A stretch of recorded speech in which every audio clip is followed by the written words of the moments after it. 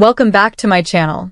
Today, we're stepping into the part of the SisterWives universe that Kody and Robyn Brown pray you never question, the part that exposes the fracture not between wives, but between children. Because beneath the tears, the jealousy, the gaslighting, and the staged family unity, there is a truth so heavy, so disturbing, that it has quietly crushed the foundation of a 30-year experiment. There is a pink elephant in the room, a massive, undeniable truth, and yet Kody and Robyn tiptoe around it as if pretending it isn't there will make it disappear. That truth? Children have been erased. Not forgotten. Not overlooked. Erased. There is an invisible wall running right through Flagstaff, Arizona. On one side, the problem children, the ones who are labeled dangerous, rebellious, ungrateful. On the other side, the two golden heirs inside the McMansion fortress, Solomon and Ariella, children raised in a sterile bubble, shielded not from germs, but from their own siblings. And here's what no one dares to say out loud. This isolation is not an accident. It is a strategy. Today, we are tearing this wall down brick by brick. We are exposing the psychology, the manipulation, and the financial conspiracy that suggests that these two young children are being groomed, intentionally or not, as the future heirs of an empire built on the unpaid emotional labor of the women who walked away. But before we go any further, I need you to do one thing. If you support real investigative reporting, if you want the truth about the DAB Sark money trail and the secrets the show edits out, smash that like button, subscribe to SisterWives crew, and turn on all notifications. We have insiders whispering things that change everything, and you're going to want to hear every single chapter. Now, let's get into the evidence. The weaponization of language. Kody Brown has a favorite word. He uses it as a shield, a sword, and a full body armor. Tender-aged children.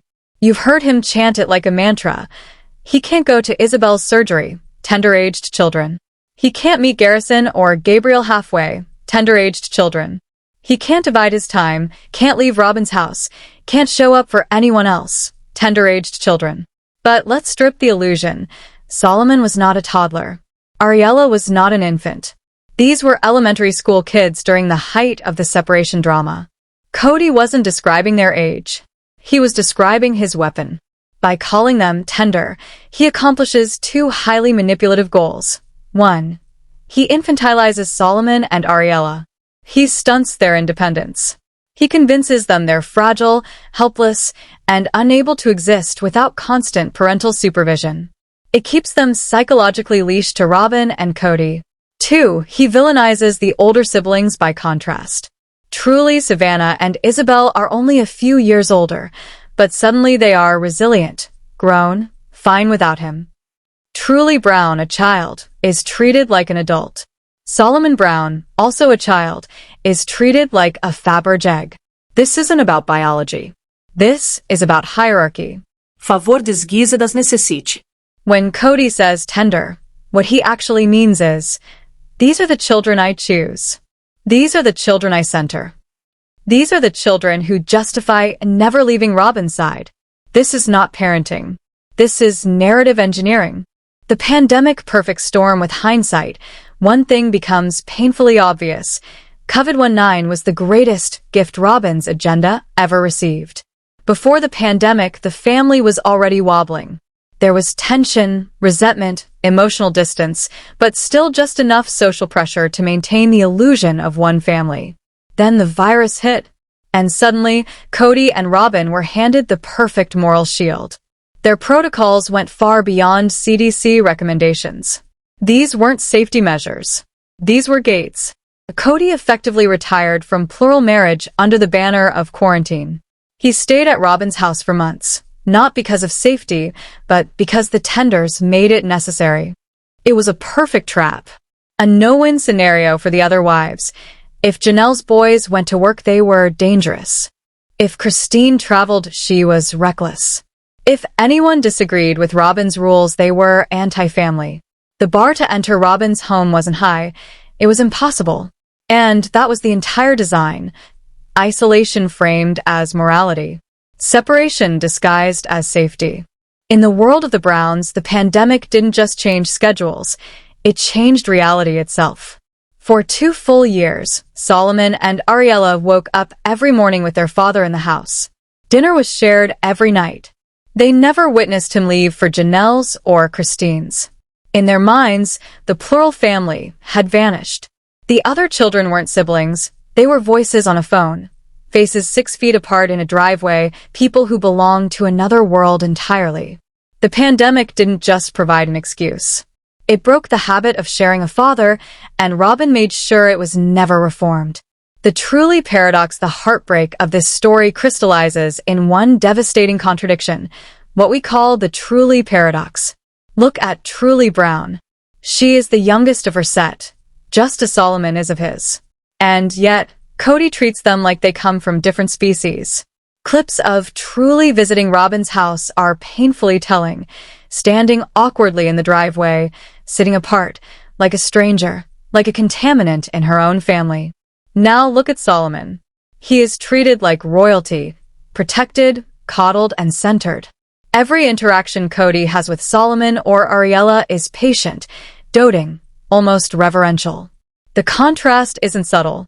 Kody receives forced, impatient attention during rare interactions.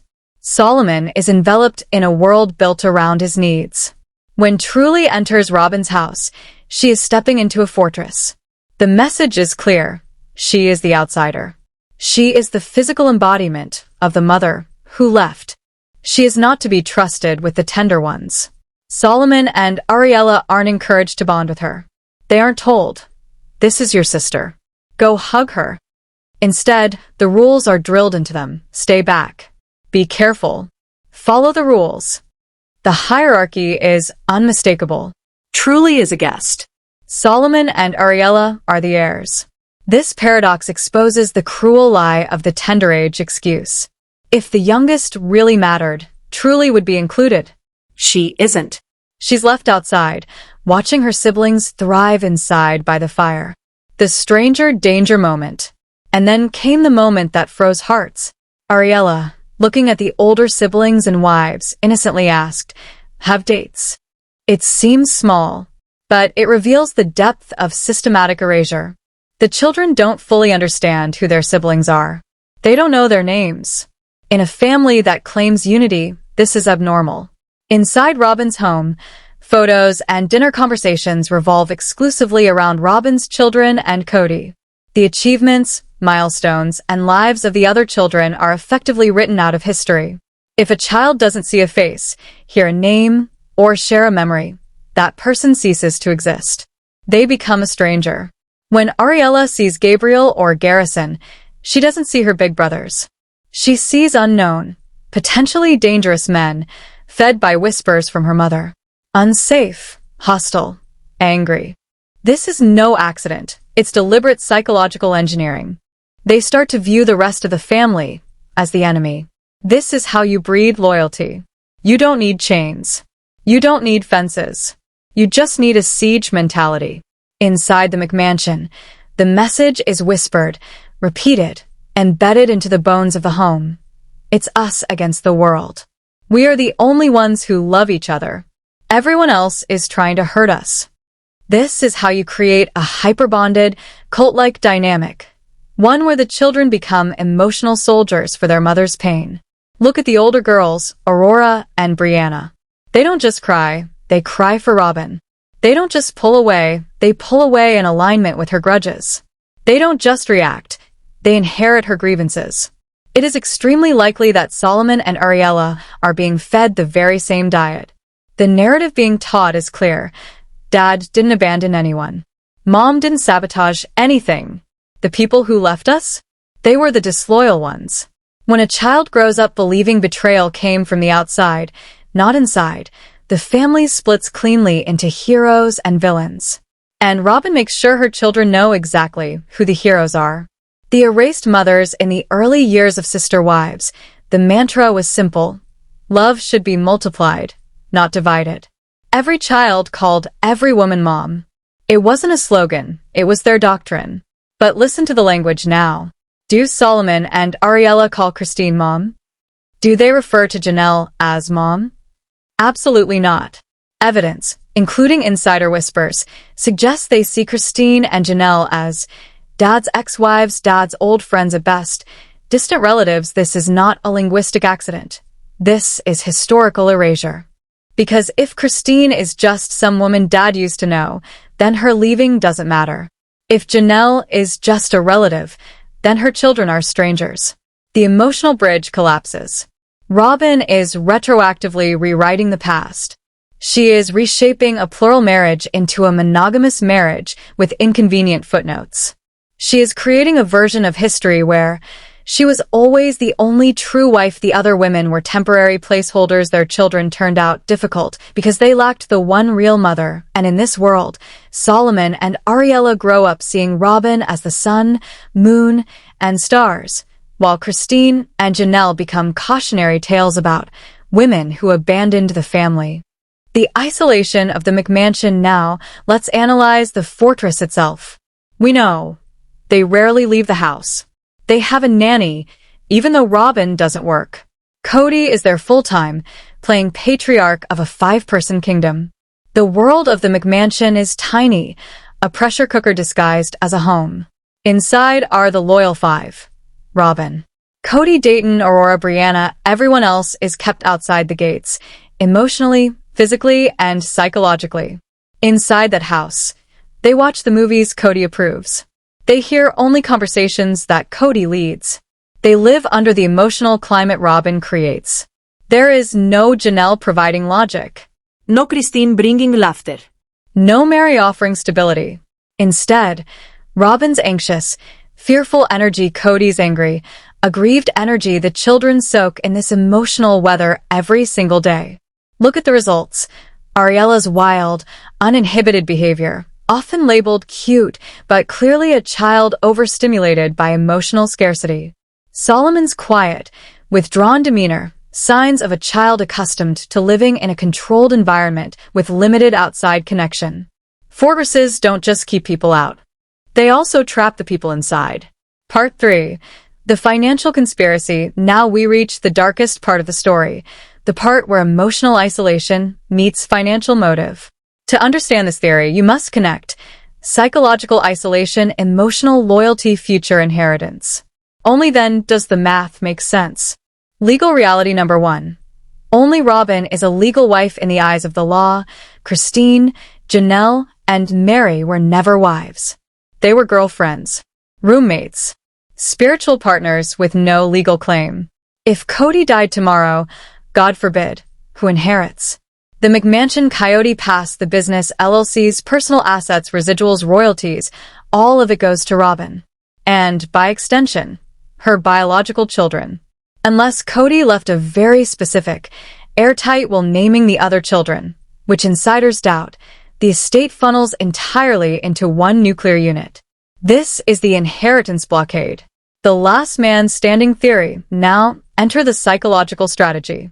If Solomon and Ariella grew up, loving Logan, playing with Hunter, bonding with Aspen, idolizing Gwendolyn, laughing with Gabriel and Garrison, then they would have emotional ties. If Kody died and Robyn kept everything, Saul and Ari might grow up and say, "Mom, this isn't fair. We should share Dad's money. They are our family." But if you sever the relationships, if you raise Solomon and Ariella to believe the older siblings are dangerous, the other moms are mean, the family that left is disloyal, the separation was everyone else's fault, then the emotional obligation to share disappears. Solomon and Ari grow up believing, we were the only loyal ones. We suffered the most. We deserve everything. And that is the core of the theory. Kody and Robyn are setting up their 2 youngest children to be the last beneficiaries standing. The wealth, the property, the legacy, all concentrated into one branch of a once massive family tree, not divided among 18 children, not shared among plural wives. Just 2. They are raising heirs who will feel no guilt about cutting out the rest of the dynasty. And now, we have to talk about the Dabsark LLC connection, the financial centerpiece of this strategy. For those following the paper trail, Dabsark is the LLC created by Kody and Robyn. The name itself is a declaration. Dayton, Aurora, Brianna, Solomon, Ariella, Robyn, Kody. Notice who is missing. Everyone else. The other wives. The other 13 children. They are not part of this entity. Dabsark is more than a company. It is the financial nucleus of the family. The very name is a flag planted in the ground. This is the family that matters. The rest are history. Over the years, the evidence mounts. Money contributed by Janelle and Mary went toward the McMansion, yet that house is solely in Kody and Robyn's names. Other wives left with little, while the legal marriage hoarded the assets. It's not coincidence. It's strategy. Kody and Robyn knew the other wives were drifting. They knew the show wouldn't last forever. They had to consolidate wealth. And the best way to protect that wealth? Raise loyal heirs who feel no allegiance to the enemy. Coyote Pass. The empty legacy Coyote Pass was supposed to be a family legacy, a gathering place for generations of Browns, the one big happy house dream.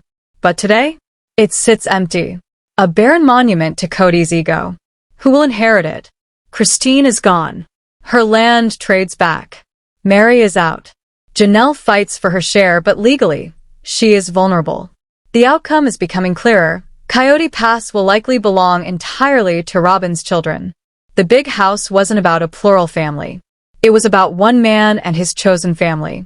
We cannot place the blame solely on Robyn. Kody is the architect of his own isolation. Why does he allow his youngest children to grow up without their siblings? It comes down to obsession with loyalty. For Kody, love is conditional. Love is a reward for obedience. Solomon, Ariella, and Robyn's older kids are rewarded with his presence because they follow the rules. The older children? Punished emotionally. Denied connection. Withheld love. It's narcissistic triangulation at its finest. Look at the golden child dynamic. Sol and Ari love me. They don't criticize me. Why can't you be like them?